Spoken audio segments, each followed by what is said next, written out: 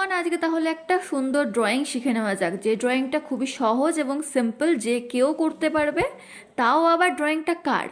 আমাদের প্রভু জগন্নাথের। তো এখানে আমি প্রথমে একটা জগন্নাথ দেবের ছবি হালকা করে ট্রেস করে নিয়েছি এবং তার উপরে ওয়াটার কালার ইউজ করেছি।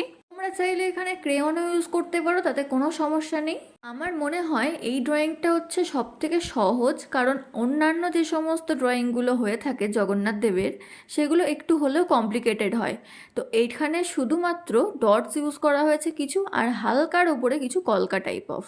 এখানে অনেক রকমের কালার ইউজ করা হয়েছে, কারণ আমাদের জগন্নাথ দেব এমনিই খুব সুন্দর, তারপরে আরও বেশি শৃঙ্গার করালে আরও বেশি সুন্দর লাগবে। তাই আমি যতটা পেরেছি ততটা শৃঙ্গার করানোর চেষ্টা করেছি আমার চয়েস অ্যাকর্ডিং। তোমরা যদি চাও আরও কিছু করতে, তাহলে সেটা অবশ্যই করতে পারো, আরও বেশি সুন্দর লাগবে। তো তোমরা জানিয়ে যেও যে কেমন হয়েছে।